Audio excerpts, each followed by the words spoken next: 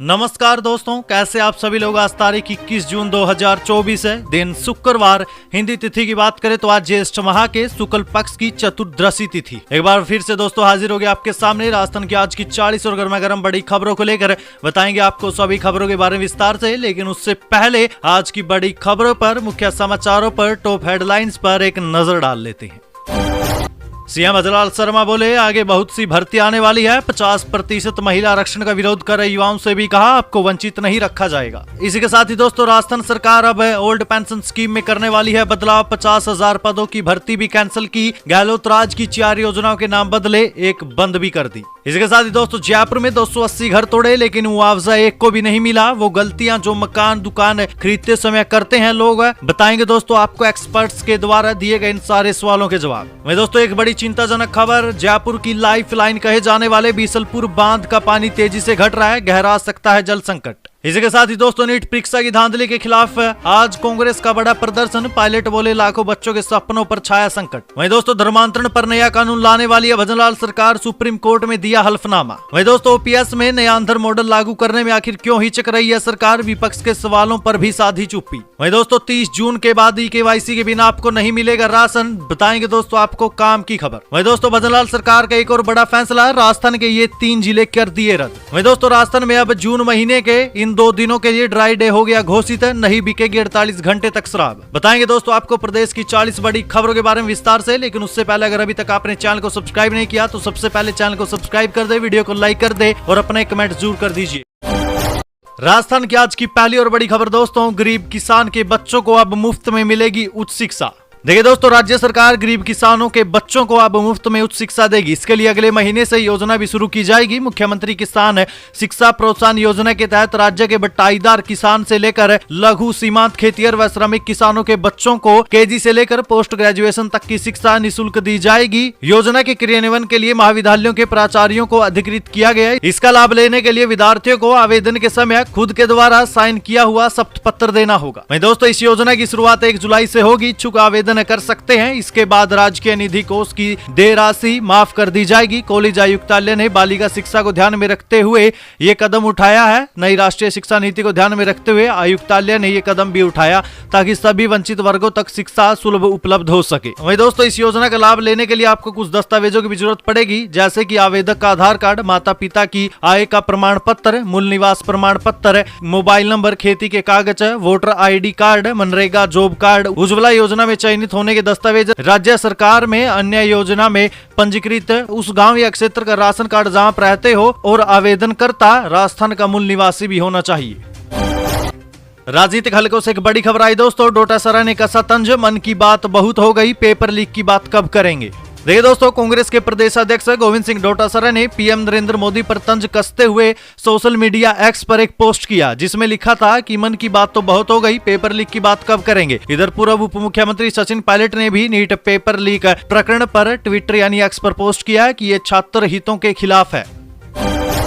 CM Bhajanlal Sharma बोले, आगे बहुत भर्तियां आने वाली है। 50% महिला आरक्षण का विरोध कर रहे युवाओं से कहा, आपको वंचित नहीं रखा जाएगा। देखिए दोस्तों मुख्यमंत्री भजनलाल शर्मा ने प्रदेश के युवाओं से कहा है कि आप तैयारी कर लीजिए, आगे बहुत सी वैकेंसी आने वाली है, जबरदस्त तरीके से आने वाली है। किसी भी कीमत पर हमारे प्रदेश के युवाओं को निराशा हाथ नहीं लगेगी। उनकी जो आशा है उसके अनुरूप हमारी सरकार काम करेगी। सीएम भजनलाल शर्मा ने कहा है कि युवा किसी भी तरीके की चिंता न करे। राजस्थान में जितनी भी वैकेंसी है उन्हें एक एक कर तरीके से भरा जाएगा। युवाओं को अधिक रोजगार के अवसर दिए जाएंगे। वहीं तृतीय श्रेणी शिक्षक भर्ती में महिला आरक्षण बढ़ाने पर बड़ी संख्या में महिलाओं ने CMR पहुंचकर मुख्यमंत्री भजनलाल शर्मा का आभार भी जताया था। इस दौरान महिलाओं को संबोधित करते हुए सीएम ने ये बात कही थी। वहीं दोस्तों इसके अलावा ग्रेड 3 भर्ती में महिलाओं को आरक्षण बढ़ाने का विरोध कर रहे युवाओं से भी मुख्यमंत्री भजनलाल शर्मा ने कहा कि ये प्राथमिक शिक्षा का काम है। प्राथमिक शिक्षा में हम देखते हैं कि हमारी माता और बहन जिस तरीके से मातृत्व भाव रखकर काम करती है, उससे हमारे छोटे बच्चों को अधिक लाभ होगा। सीएम ने कहा कि प्राथमिक स्कूलों में बच्चियों की संख्या ज्यादा होती है, उन बालिकाओं को पढ़ाने का काम हमारी मातृशक्ति करेगी। सीएम ने कहा कि हम आपके लिए अच्छी अच्छी जगह निकाल रहे हैं जहां आप काम कर सकते हैं। मैं आपको विश्वास दिलाता हूं कि आपको किसी भी तरीके से वंचित नहीं रखा जाएगा। युवाओं के लिए भी वैकेंसियां निकाली जाएगी। दोस्तों सीएम भजनलाल शर्मा के इस बयान पर आप क्या कहना चाहेंगे, आपकी इस पर क्या राय है, अपनी राय कमेंट सेक्शन में जरूर दें। एक और बड़ी खबर आ रही है दोस्तों, राजस्थान सरकार अब करेगी ओल्ड पेंशन स्कीम में बदलाव। 50,000 पदों की भर्ती भी कैंसिल की। गहलोत राज की 4 योजनाओं के नाम बदले, एक बंद।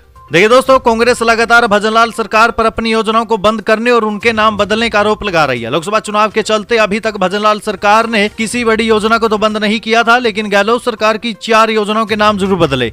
एक छोटी योजना भी बंद कर दी गई। कई योजनाओं में मिलने वाले लाभ को कम कर दिया गया। वहीं अब ओल्ड पेंशन स्कीम को बदलने पर भी विचार चल रहा है। 50,000 पदों पर होने वाली महात्मा गांधी सेवा प्रेरक भर्ती 2023 को भी निरस्त किया जा चुका है। दोस्तों जी हाँ, आप एकदम सही सुन रहे हैं। इसके अलावा सरकार राजीव गांधी शहरी ग्रामीण ओलंपिक खेल योजना, इंदिरा गांधी शहरी रोजगार गारंटी योजना और इंदिरा गांधी स्मार्टफोन योजना को भी बंद करने की तैयारी कर रही है। कृषि योजनाओं के लाभ लेने के लिए आवेदन शुरू। एल कृषि संसाधनों के लिए किसानों को मिलेगी विभागीय सहायता। देखिए दोस्तों, कृषि कार्यों के लिए कुट्टी की मशीन, पाइपलाइन, कृषि यंत्र, तारबंदी, फार्म पौंड आदि के लिए किसान नजदीकी मित्र के माध्यम से ऑनलाइन आवेदन कर सकते हैं। किसान चालू वित्तीय वर्ष 2024-25 के तहत कृषि विभाग की योजनाओं का लाभ लेने के लिए आवेदन कर सकते हैं। कृषि विभाग के असिस्टेंट डायरेक्टर शंकर राम सिहाग ने बताया कि क्षेत्र के किसानों को कुट्टी की मशीन, पाइपलाइन, कृषि यंत्र, तारबंदी, फार्म पौंड आदि के लिए आवेदन किया जा सकता है। किसान जल्दी ही नजदीकी मित्र के माध्यम से ऑनलाइन आवेदन करवा सकते हैं। जयपुर में 280 घर तोड़े लेकिन मुआवजा नहीं, वो गलतियां जो मकान दुकान खरीदते समय करते हैं लोग। एक्सपर्ट्स ने बताए सारे सवालों के जवाब। देखिए दोस्तों, जयपुर के मानसरोवर क्षेत्र से सटी 27 कॉलोनियों में अतिक्रमण हटाने की कार्रवाई चर्चा में आ गई है। राजस्थान हाईकोर्ट के आदेश पर 100 फीट सेक्टर रोड निकालने के लिए बीच में आ रहे 281 मकानों और दुकानों पर बुलडोजर चलाया जा रहा है। कई परिवार सड़क पर आ गए। सबसे पहला सवाल यही है कि क्या इस तरीके की कार्रवाई में सरकार कोई मुआवजा भी देती है? क्या अतिक्रमण वाली जमीन पर खरीदे या बनाए गए प्लॉट का मुआवजा मिलता भी है या नहीं?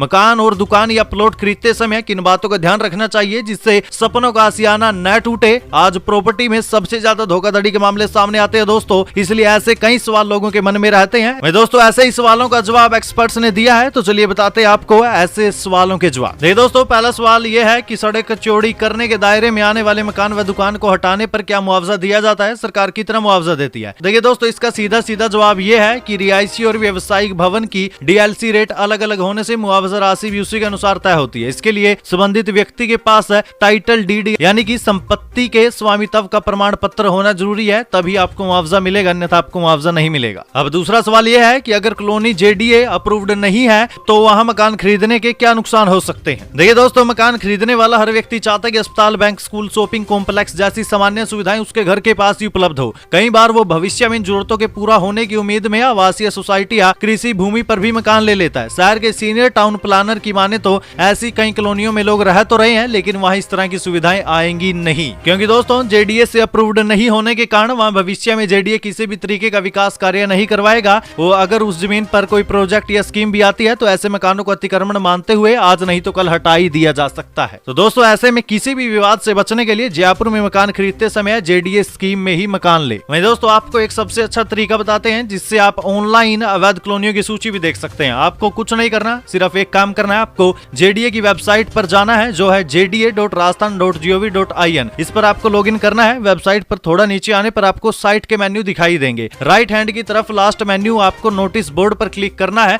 सब मेन्यू बार ओपन होगा। जहां अवैध कॉलोनी, अवैध भवन पर क्लिक करें। इसके बाद आपको जयपुर में अवैध कॉलोनियों की सूची नजर आएगी। तो दोस्तों, आप वहां पर देख पाएंगे कि कौन सी अवैध कॉलोनियां है, कौन से अवैध भवन है। आप उनमें से कुछ भी न खरीदे, वरना दोस्तों आगे जाकर आपको ही दिक्कत होगी। इस खबर को दोस्तों अपने परिवारजनों, रिश्तेदारों और सभी के साथ शेयर कर दीजिएगा, ताकि दोस्तों वो भी ऐसे जमीन की धोखाधड़ी के मामले में न फंस जाएं, क्योंकि आजकल जमीन में ही ज्यादा धोखाधड़ी के मामले सामने आते हैं।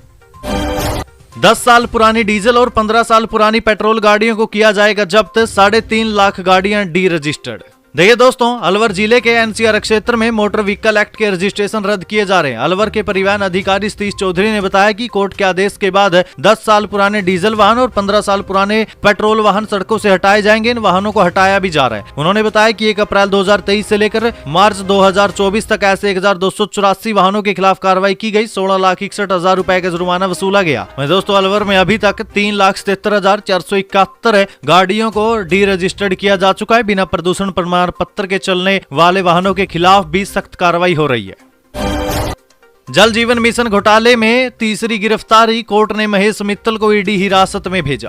देखिए दोस्तों, प्रवर्तन निदेशालय यानी कि ईडी ने राजस्थान में जल जीवन मिशन योजना में कथित अनियमितताओं से संबंधित धन शोधन जांच के सिलसिले में एक और व्यक्ति को गिरफ्तार किया। श्री गणपति ट्यूबवेल कंपनी के मालिक महेश मित्तल को हिरासत में लिया गया। मित्तल को अदालत में पेश किया गया, जहां से उसे 24 जून तक प्रवर्तन निदेशालय की हिरासत में भेज दिया गया। केंद्रीय एजेंसी ने इस सप्ताह की शुरुआत में श्री श्याम ट्यूबवेल कंपनी के मालिक पदमचंद जैन को गिरफ्तार किया था। केंद्र सरकार की महत्वाकांक्षी जल जीवन मिशन योजना का लक्ष्य घरों में नलों के जरिए पेयजल उपलब्ध कराना है और राजस्थान में इस योजना का क्रियान्वयन राज्य सरकार का लोक स्वास्थ्य अभियांत्रिकी विभाग कर रहा है। ईडी ने इस मामले में सबसे पहले फरवरी में पीयूष जैन नामक व्यक्ति को गिरफ्तार किया था।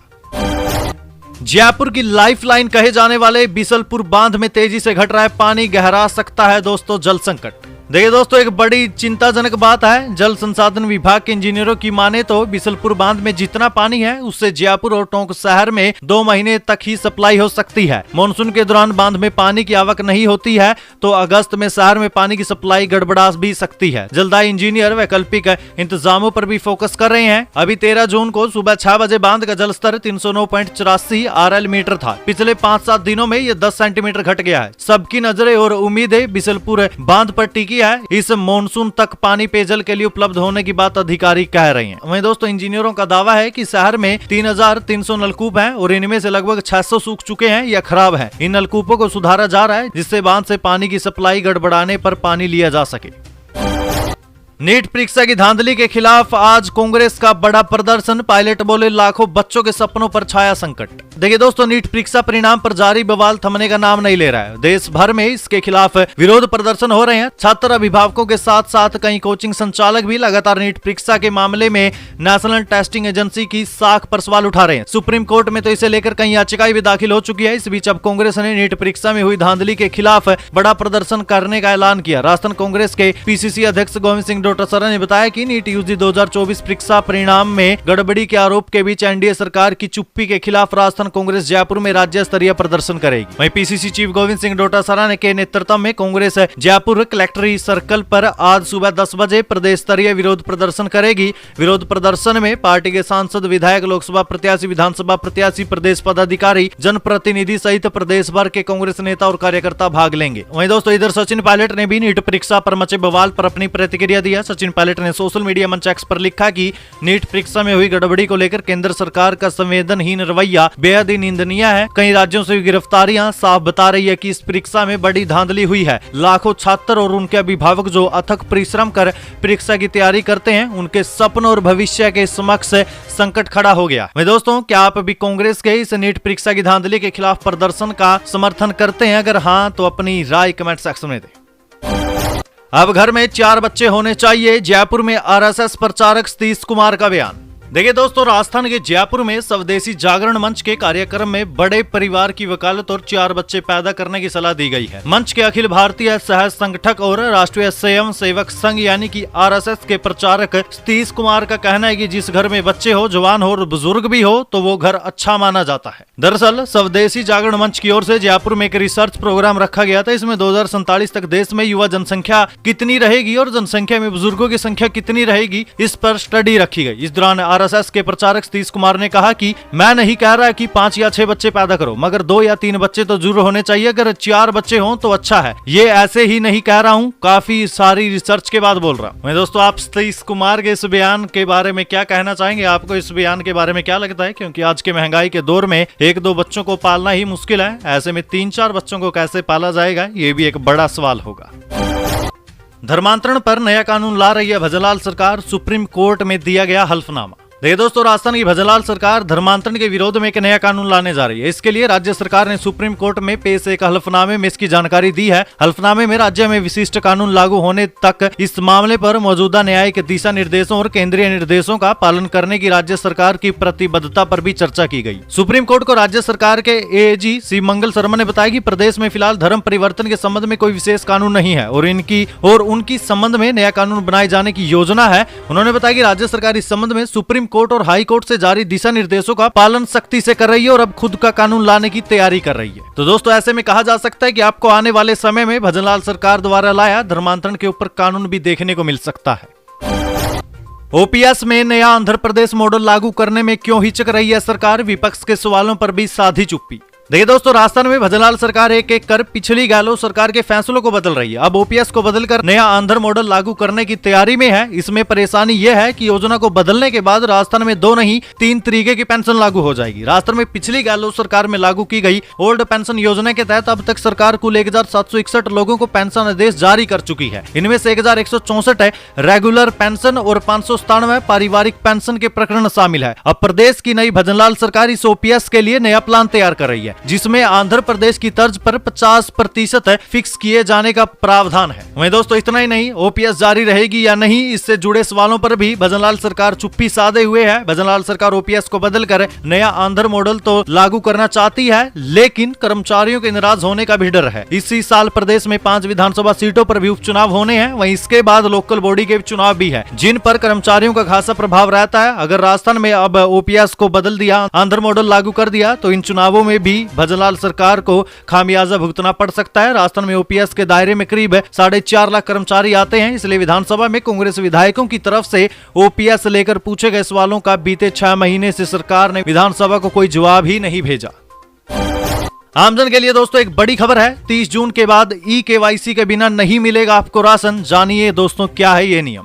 देखिए दोस्तों, राष्ट्रीय खाद्य सुरक्षा योजना में 30 जून तक चयनित पात्र लाभार्थियों द्वारा ई-केवाईसी नहीं करवाने पर योजना के तहत मिलने वाला राशन बंद हो जाएगा। एक अनुमान के लिए दोस्तों आपको बता दें, डूंगरपुर जिले में अभी तक 66% परिवारों ने अपनी ई-केवाईसी करवाई। वहीं 34% परिवारों का ई-केवाईसी करवाना अभी भी शेष है। ऐसा ही हाल बाकी सारे जिलों में भी है। इधर दोस्तों प्रदेश में 56.23% परिवारों ने ई-केवाईसी करवा ली है। लेकिन दोस्तों, कई परिवारों के रोजगार के लिए दूसरे राज्यों में होने से परेशानी का सामना भी करना पड़ रहा है, वे ई-केवाईसी नहीं करवा पा रहे हैं। वहीं दोस्तों, ई-केवाईसी की आखिरी तारीख 30 जून है। अभी तक सरकार ने इसे आगे बढ़ाने के ऊपर कोई विचार नहीं किया है, ना ही कोई ऐसी खबर अभी तक सामने आई है जिसमें इस अवधि को आगे बढ़ाने की बात हो। कई लोग दूसरे राज्यों में हैं, जिस वजह से वो ई-केवाईसी नहीं करवा पा रहे हैं। वहीं दोस्तों, हमारे सब्सक्राइबर्स ने भी इसी मुद्दे को लेकर कमेंट किया था कि कई लोग दूसरे राज्यों में काम पर हैं, वो कैसे ई-केवाईसी करवाएंगे। इस तारीख को 30 जून से बढ़ाकर आगे 2-3 महीने के लिए बढ़ा दिया जाए। लेकिन दोस्तों, अब देखने वाली बात होगी कि 30 जून तक बचे हुए लोगों में से कितने लोगों की केवाईसी हो पाती है, वहीं कितने लोग ई केवाईसी के अभाव में योजना के लाभ से वंचित रह जाएंगे। क्योंकि दोस्तों, इस तारीख को 30 जून से आगे बढ़ाया जाएगा, इसके ऊपर अभी तक कोई अपडेट नहीं आया। तो दोस्तों, ऐसे में आप यही मानकर चलिए कि आखिरी तारीख 30 जून है, तभी तक आपको किसी भी हालात में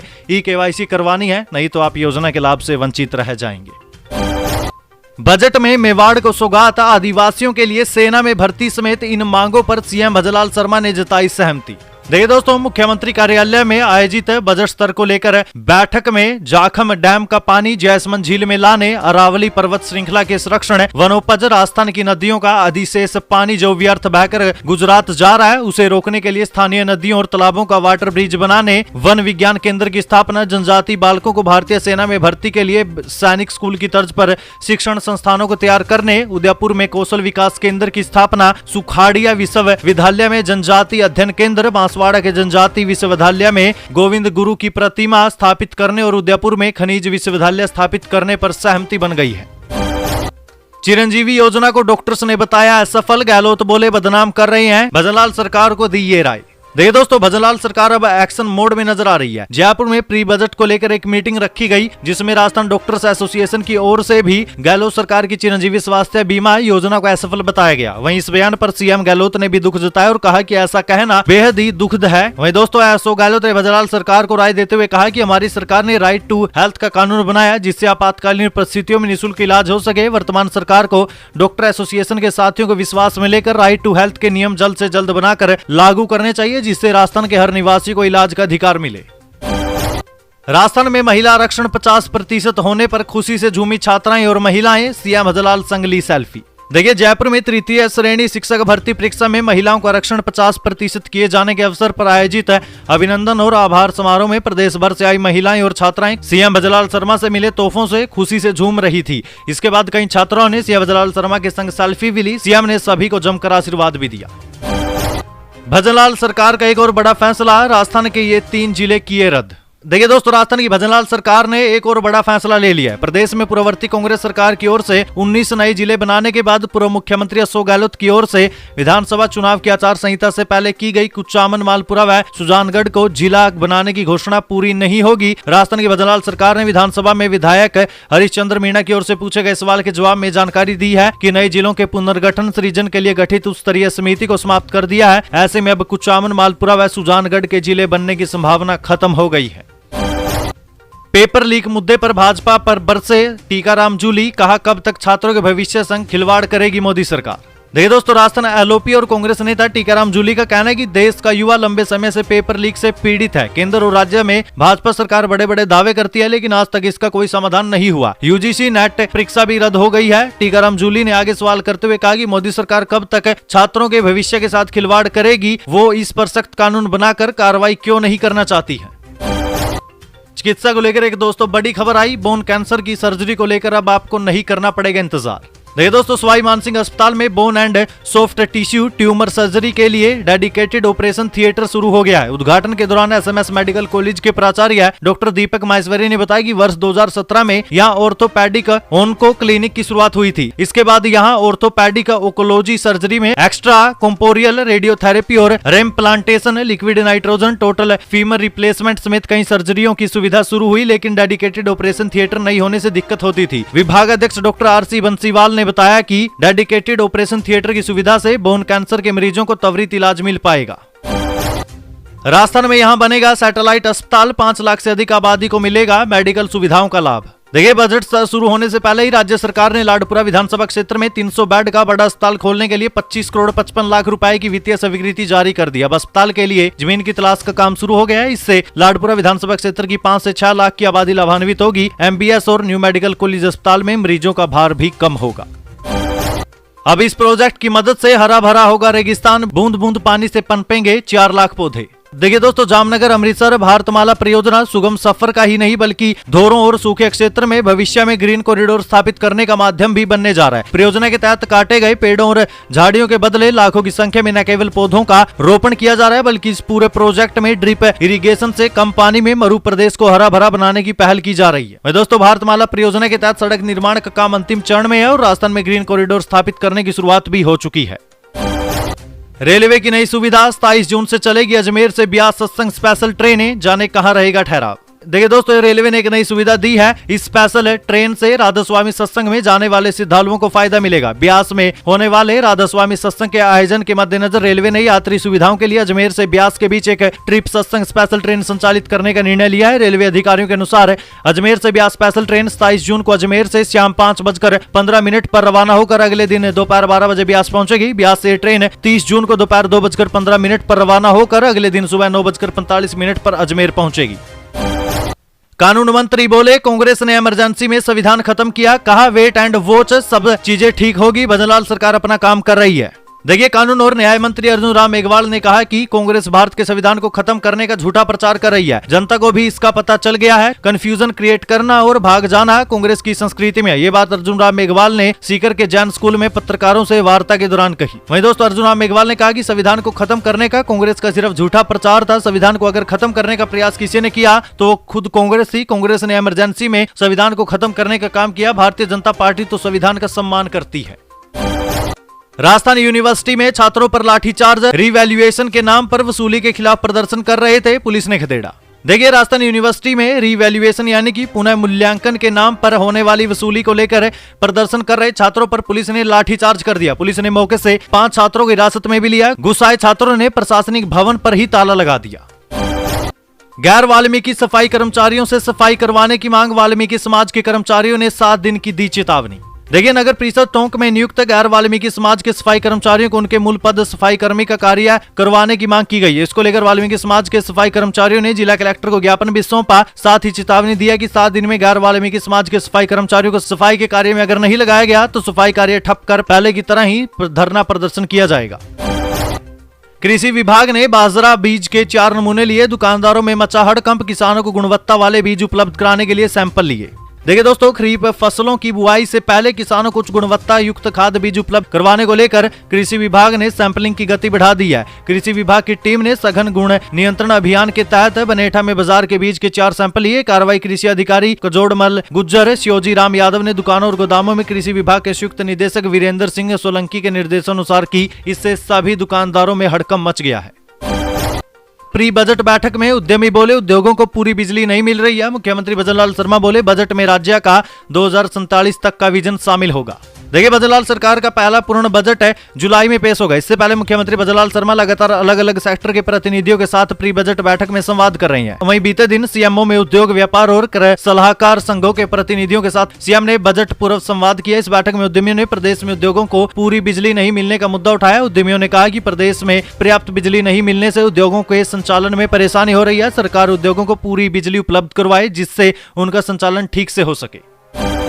राजस्थान में जून महीने के आखिरी 2 दिन ड्राई डे घोषित, नहीं बिकेगी 48 घंटे शराब। देखिए दोस्तों, राजस्थान में आबकारी विभाग ने एक अधिसूचना जारी की। इसके तहत राजस्थान के 10 जिलों में ड्राई डे की घोषणा की गई है, यानी 10 जिलों में शराब नहीं बिकेगी। आबकारी विभाग की सूचना के अनुसार राजस्थान के 10 जिले अजमेर, बीकानेर, चित्तौड़गढ़, चूरू, डूंगरपुर, हनुमानगढ़, झुंझुनू, गंगापुर सिटी, श्रीगंगानगर, अनूपगढ़ और उदयपुर में 28 जून के शाम 5 बजे से लेकर 30 जून शाम 5 बजे तक ड्राई डे घोषित किया जाएगा, यानी 48 घंटे तक शराब नहीं बेची जाएगी।